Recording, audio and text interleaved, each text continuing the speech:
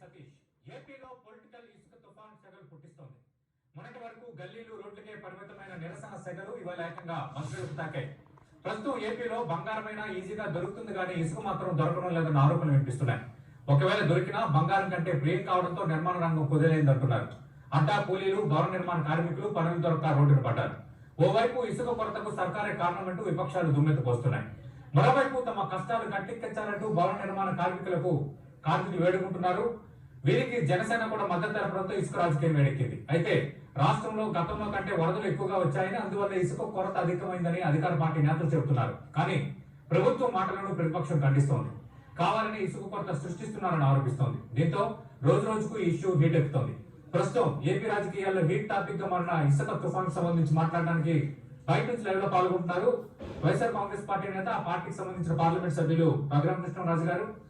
ఇక టీడీపీ నుంచి చర్చలో పాల్గొంటారు తుడా మాజీ చైర్మన్, టీడీపీ అధికార ప్రతినిధి నరసింహ యాదవ్ గారు తిరుపతి నుంచి. మరి కాసేపట్లో జనసేన ముఖ్య అధికార ప్రతినిధి శివశంకర్ గారు విశాఖ నుంచి లైవ్ లో పాల్గొబోతున్నారు. రఘురామకృష్ణరాజు గారు, గత 2 రోజులుగా ఈ రోజు అంటే 3 రోజులుగా జరుగుతున్న ఆందోళనపై మీ సమాధానం ఏంటి? ప్రధానంగా ఇసుక కొరత, భవన కార్మికులకు పనులు లేకపోవడం, లారీ యజమానులు రోడ్డున పడడం, ఈ 3 అంశాల నేపథ్యంలోనే రాష్ట్ర వ్యాప్తంగా ఒక చర్చ జరుగుతున్న వాస్తవం కాదా? ప్రతిపక్షాల ఆందోళనకు మీ దగ్గర సమాధానం ఏంటి? చర్చ జరుగుతున్న మాట 100% వాస్తవం సతీష్. అందులో ఎటువంటి వేరే రకంగా మాట్లాడటానికి లేదు.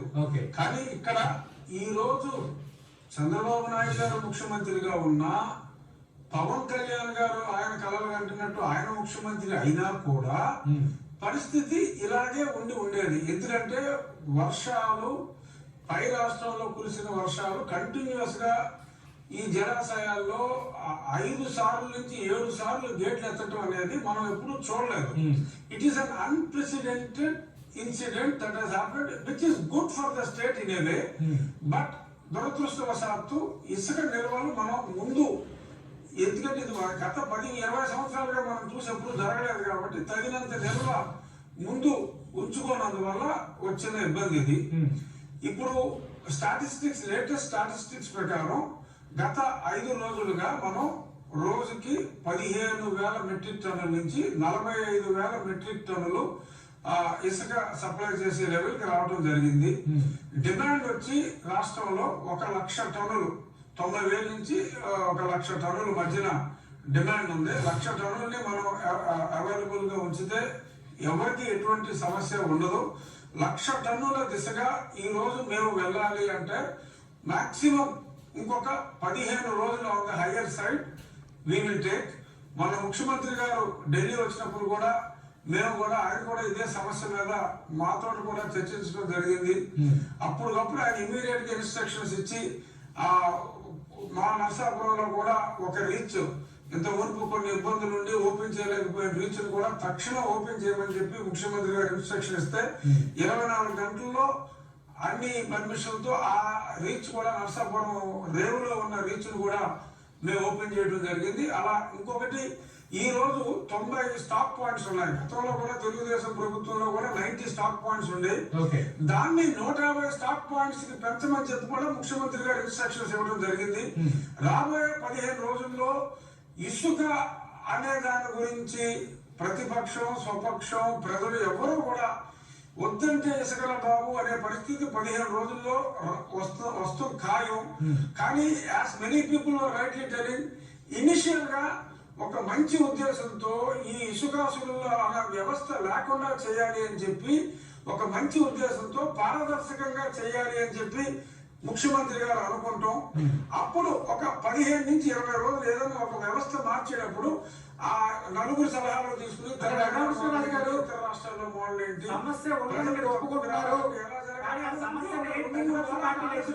రాజకీయం అంటున్నారు, అది కరెక్టేనా విధానం? ప్రతిపక్ష పార్టీలు 100% రాజకీయమే చేస్తున్నారు. ఎందుకంటే ప్రతిపక్షం పనే అది.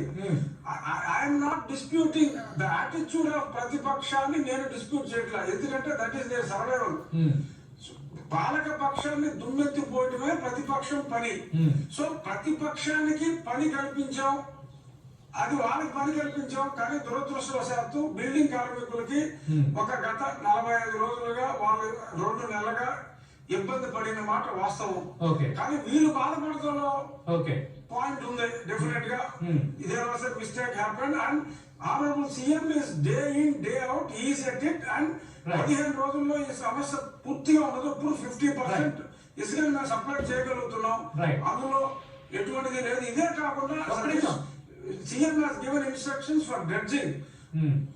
ఒక్క నిమిషం నరసింహ యాదవ్ గారు డ్రెడ్జింగ్ ప్రస్తుతం విశాఖ నుంచి చర్చలో పాల్గొంటున్నారు. జనసేన ముఖ్య అధికార ప్రతినిధి తమ్మిరెడ్డి శివశంకర్ గారితో మాట్లాడే ముందు నరసింహ యాదవ్ గారు, ఇప్పుడు పవన్ కళ్యాణ్ ముఖ్యమంత్రిగా ఉన్నా, చంద్రబాబు నాయుడు ముఖ్యమంత్రిగా ఉన్నా ఇదే సమస్య ఎదురయ్యేది.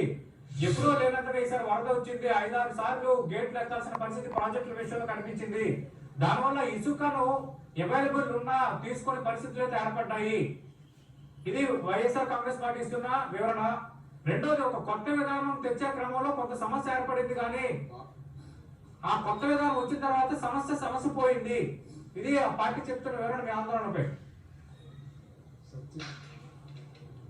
సత్యదూరమైన మాటలు మాట్లాడుతున్నారు ఎంపీ గారు, గౌరవ ఎంపీ గారు. ఏదంటే ఈ రోజు రాష్ట్రంలో మనం ఒకసారి చూస్తే ముందు పండుగ ఈ రోజు నిన్న మొన్న చూస్తే 2 ఆత్మహత్యలు చేసుకునే పరిస్థితి రాష్ట్రంలో దాపురించిందంటే ఈ రోజు వాస్తవాలకు దగ్గరగా మాట్లాడాల్సిన అవసరం ఉంది. ఈ రోజు ఎవరు ఒప్పుకున్నా ఒప్పుకోకపోయినా ఏదో ఒక ప్రాంతంలో వరదలు వచ్చేసినాయి కాబట్టి రాష్ట్రం అంతా ఇసుక కటకటలాడాల్సిన పరిస్థితి ఎందుకు వచ్చింది? ఈ రోజు ఏదైతే ఆన్లైన్లో మీరు ఇస్తా ఉన్నారో మీ పార్టీకి చెందిన వాళ్ళు ఆన్లైన్లో బుక్ చేసుకొని ఈ రోజు బ్లాక్ మార్కెట్ చేస్తామని మీరు అవునా కాదా మీరు ఒకసారి ఎంక్వైరీ చేసుకోండి. ఈ రోజు మా చిత్తూరు జిల్లా విషయానికి వస్తే అటు సత్యవేడు నుంచి డైరెక్ట్గా తమిళనాడుకి వెళ్ళడం కానీ, ఇటు కర్ణాటకకి ఇసుక మాఫియా రోడ్లు తరలించుకోపోవడం కానీ జరుగుతుంది ఈరోజు. అదేవిధంగా ఈరోజు ఎందుకంటే మీ వల్ల కానప్పుడు దాన్ని ఫ్రీ చేసేయండి. ఏదైతే ఇప్పుడు మాగా ఈ రేటు పెట్టి దానికి ఒక ఆన్లైన్ సిస్టమ్ పెట్టి మీరు ఒక సిస్టంలోనే మీ యొక్క పార్టీ వాళ్ళకి మీకు అనుకూలమైన వాళ్ళకి తప్ప ఏదైతే నిజంగా ఎవరికైతే ఇల్లు కట్టుకోవాలనో వాళ్ళకి ఇవ్వలేని దుస్థితి. ఈ రోజు వాళ్ళ మంత్రులు ఏం మాట్లాడుతూ ఉన్నారు? ఈ రోజు ఈ కొత్తగా ఇల్లు నిర్మాణం చేయొద్దు ఈ రాష్ట్రంలో అనే విధంగా మంత్రులు చెప్తా ఉన్నారు. దీనికి ఏమని చెప్పాలి? ఈ రోజు ఇంత ఒకే సబ్జెక్టు పైన తెలుగుదేశం పార్టీ 2 సార్లు ఈ రోజు రాష్ట్ర వ్యాప్తంగా కూడా ధర్నాలు నిర్వహించింది మనం చూసాం. నిన్న కూడా భారీ ఎత్తున రాష్ట్ర వ్యాప్తంగా కూడా అన్ని డివిజన్ కార్యాలయం ముందు ధర్నాలు నిర్వహించాము. ఒక రోజంతా కూడా నిరసన దీక్షలు చేశాం. ప్రజలందరూ కూడా ఈ రోజు పడుతున్న ఇబ్బందుల్ని వాస్తవికతకి దగ్గరగా ఆలోచించాల్సిన అవసరం ఉంది. ఈ రోజు ఏదైతే మీరు పరిపాలనకు వచ్చిన తర్వాత ఏదైతే మీరు బ్యాన్ పెట్టేసి ఏదైతే కృత్రిమ కొరతను సృష్టించి ఈ రోజు ఇసుకని అమ్ముకునే కార్యక్రమం ఏదో ఎన్నికల్లో ఖర్చు పెట్టామో ఆ రాబడి రట్టన రావాలనే దీంతో ఈ రోజు కోట్లాది రూపాయలు దోచుకునే కార్యక్రమం వైఎస్ఆర్సీపీ నేతలు ప్రతి చోట కూడా చేస్తా ఉన్న మాట వాస్తవమా కాదా ఒకసారి మనస్సాక్షిగా ఆలోచించాల్సిన అవసరం ఉంది. ఈ రోజు తెలుగుదేశం పార్టీ అధినేత చంద్రబాబు నాయుడు గారు కానీ అందరూ కూడా ఈ రోజు ఆ జరుగుతున్న సమస్యలు ఎప్పటికప్పుడు ప్రభుత్వ దృష్టికి తెస్తా ఉన్నాం. ఈ రోజు అర్ధాంతరంగా రేపు ఎన్నికలు లేవు, ఈ రోజు రోడ్డు పైన రావడం, కానీ ప్రజలు పడుతున్న ఇబ్బందుల్ని అధికార పార్టీ చేస్తున్న మోసాల్ని ఈ రోజు అధికార పార్టీ ఈ రోజు వాస్తవంగా వాళ్ళ ఎమ్మెల్యేలు గానీ ఎంపీలు గానీ ఒక చోట కూర్చొని డిస్కస్ చేయండి. ఎక్కడ ఏ డ్రామా ఏ ప్రాంతాల్లో ఏం జరుగుతా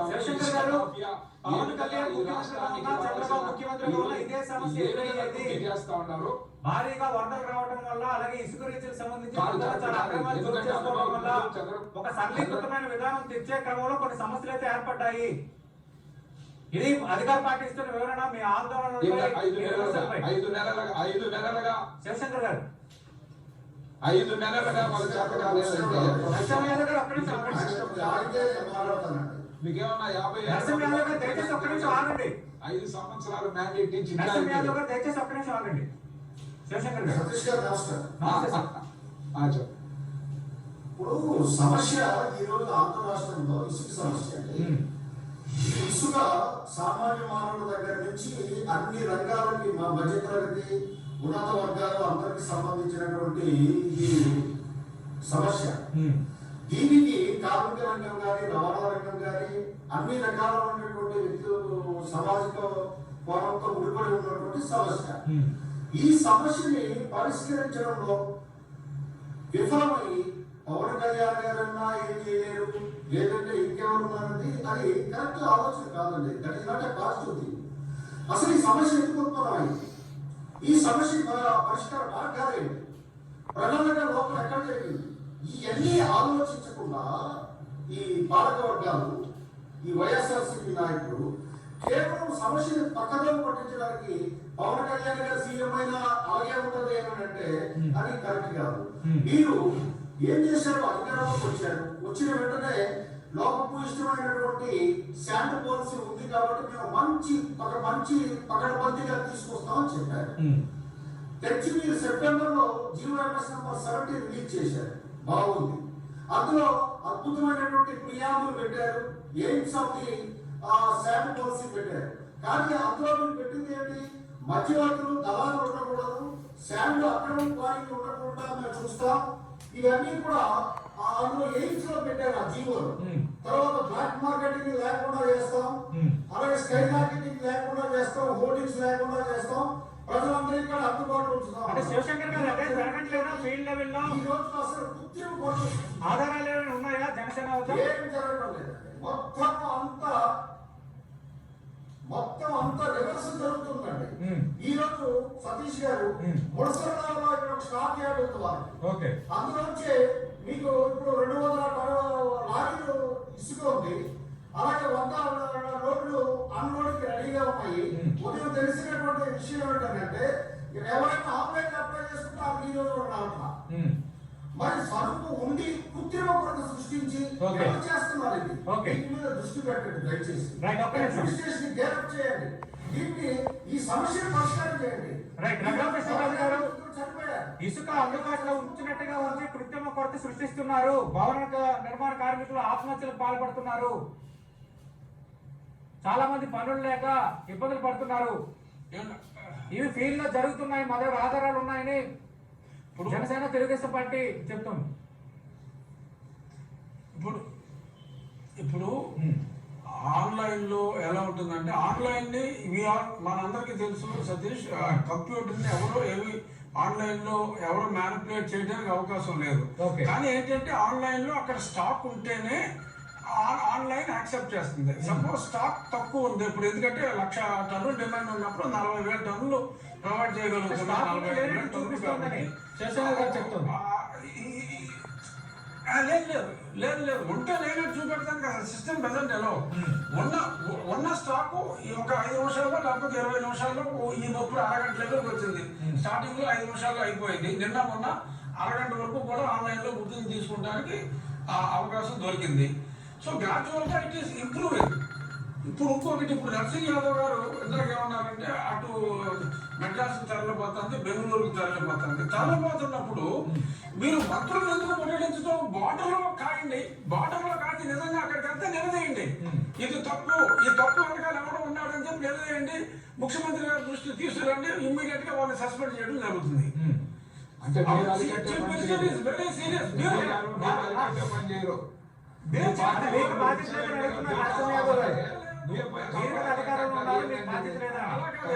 జరగట్లేదు అని మేము అంటున్నాం, జరగట్లేదని మేము అంటున్నాం. మంత్రులు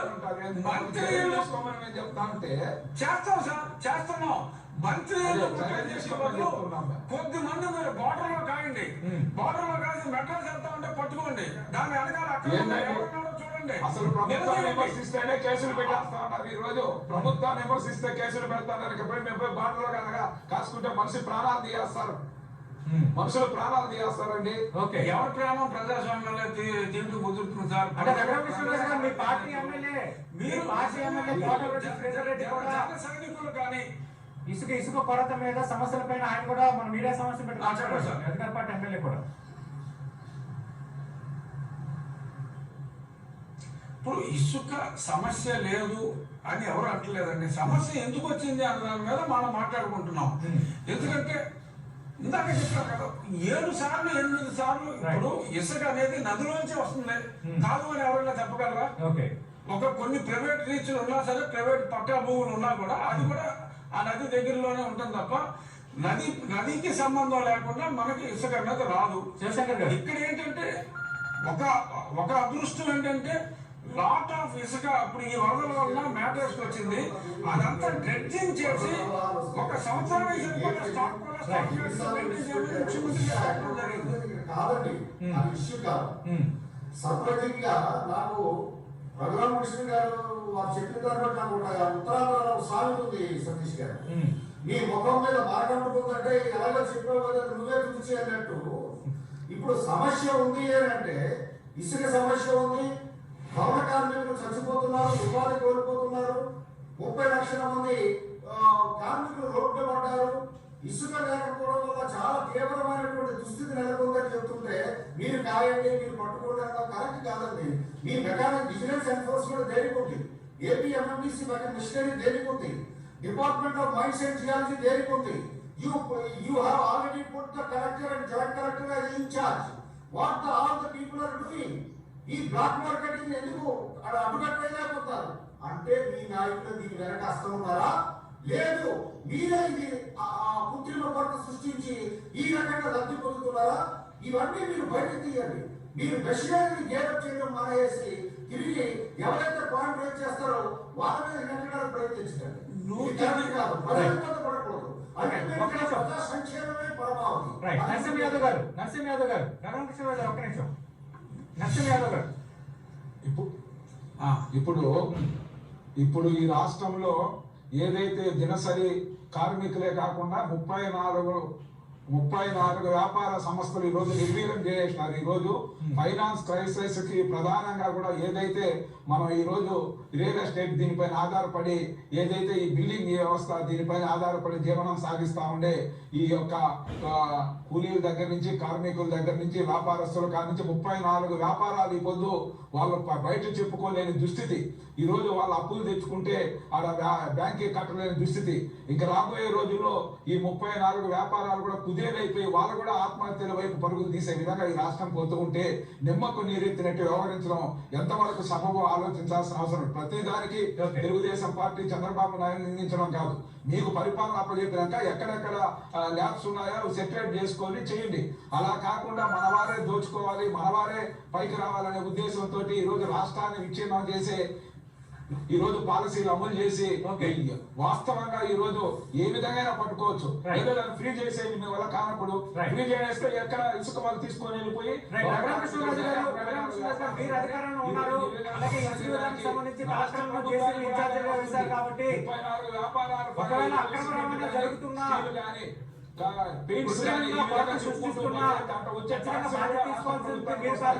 ఈ విధంగా రాష్ట్ర ఆదాయాన్ని కూడా దెబ్బతీస్తా ఉన్నారు మీరు.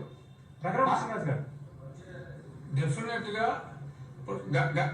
సతీష్ గారు గత 3 రోజులుగా మీరు చూస్తున్నారు, ఎప్పుడైతే ఈ ప్రాబ్లమ్స్ అన్ని కంటిన్యూ అవుతున్నాయో కలెక్టర్ గారికి కూడా పవర్స్ ఇచ్చి వాలంటీర్ సిస్టమ్ ని కూడా పూర్తిగా వాడుకొని you do your best as many reaches as possible open చేయండి అని కలెక్టర్ గారికి మళ్ళీ పూర్తిగా ఎండిసిని ఇన్వాల్వ్ చేసి ఒక కొత్త సిస్టము అందులో వచ్చి ఇబ్బందులు లేకుండా ఇమ్మీడియట్ గా మళ్ళీ కలెక్టర్ గారిని ఇన్వాల్వ్ చేసి ఆ సిస్టమ్ అంతా కూడా ముఖ్యమంత్రి గారు వారి కంట్రోల్ ఇవ్వడం జరిగింది.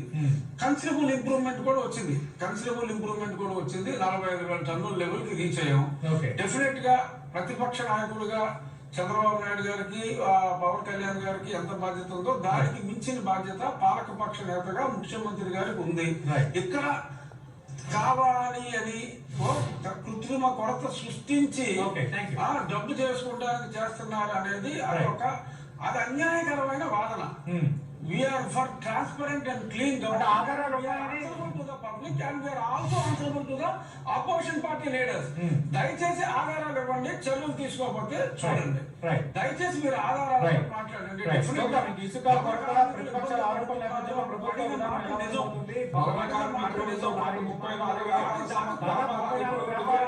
ముడిపడి ఉన్నాయన్న అంశం నేపథ్యంలో ఎలా అడ్రస్ చేయబోతుందని ఆసక్తికరంగా ఉంది. థ్యాంక్ యూ శివశంకర్ గారు, నరసింహ యాదవ్ గారు, విశాఖ తిరుపతి నుంచి లైవ్ లో పాల్గొన్నారు. థ్యాంక్ యూ రఘురామకృష్ణరాజు గారు నివాసం నుంచి లైవ్ లో పాల్గొన్నారు. ఇది ఇసుక రాష్ట్ర వ్యాప్తంగా ప్రతిపక్షాల ఆందోళన, జనసేన లాంగ్ మార్చ్ పిలుపునిచ్చిన నేపథ్యంలో 10 టీవీ స్పెషల్ డిబేట్ మరి కాసేపట్లో న్యూస్ అప్డేట్స్ ప్రసారం అవుతాయి.